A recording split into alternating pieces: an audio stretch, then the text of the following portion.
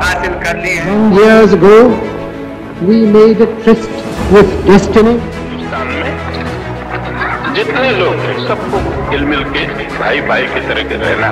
दुनिया में ठोकरें उन्हीं को लगती हैं कि जो चलते हैं, जो पांव तोड़ कर बैठ जाते हैं, उन्हें कभी ठोकर नहीं लगती। My proud privilege on behalf of women of India. Our difficulty is not with regard to the ultimate. Our difficulty is with regard to the beginning.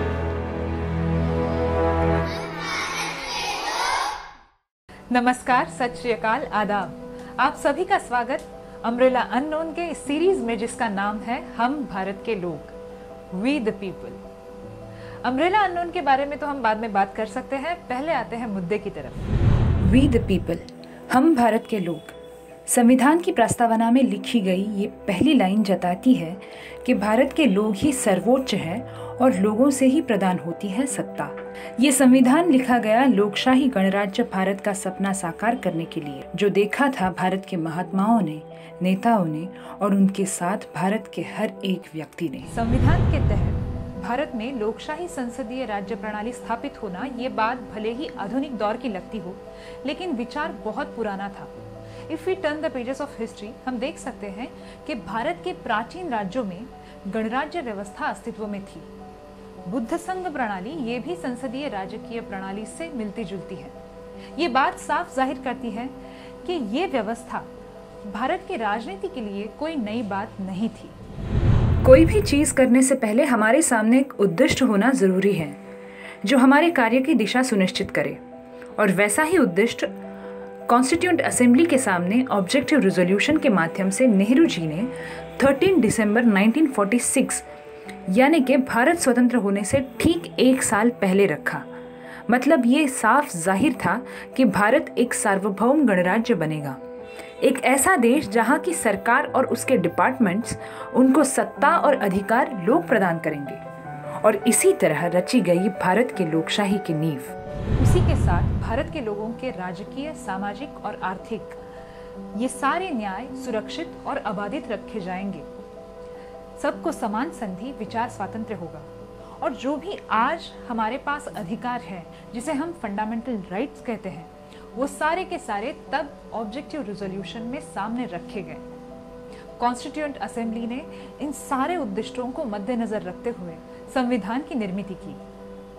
लेकिन ये संविधान बनाना अपने आप में एक बहुत ही जटिल प्रक्रिया थी। भारत के कई विविधताओं को देखकर सबको एक नियमों के छाते के नीचे लाना और एक मध्य बिंदु साधना जिस पर सब एक हो, ये सबसे बड़ी चुनौती थी। कॉन्स्टिट्यूएंट असेंबली में कुल 389 सदस्य थे। भारत के हर सूबे, राज्य और तबकों के नुमाइंदे इसमें शामिल हो, इस पर खास ध्यान दिया गया। हर एक विभाग के लोक संख्या को मद्देनजर रखते हुए सीट्स बांटे गए, जैसे कि उसी के साथ ज्यादा से ज्यादा लोगों का संविधान बनाने की प्रक्रिया में शामिल करने के लिए देश भर के लोगों से सुझाव मांगे गए। देश भर से 7000 पत्रिका सुझाव के तौर पर आई। उनमें से 5500 सुझाव असेंबली के सेशन में पढ़े गए। इस तरह एक स्वतंत्र लोकशाही देश का संविधान बनाते समय भी लोकशाही मूल्यों का पालन किया गया। कॉन्स्टिट्यूएंट असेंबली ने कड़ी मेहनत के बाद संविधान बना तो लिया, लेकिन आम लोगों के सहयोग के बिना वो कार्यरत होना बहुत मुश्किल था। कुछ हद तक संविधान का आम लोगों से एक्सेप्ट होना, ये बात साफ जाहिर करता है कि लोगों के मन में भी पुराने ख्याल से उठकर नए भारत के निर्मिति की ओर चलने की चाह थी। सूबे प्रांतों में बटा हुआ भारत, एक राष्ट्र का सपना साकार होना, या जात, धर्म, भाषा, संस्कृति में बटा हुआ समाज, एकीकृत भारत, इंटीग्रेटेड इंडिया होना, ये साफ जाहिर करता है कि नया संगठित भारत बनाने का सपना सिर्फ चंद नेताओं का नहीं था।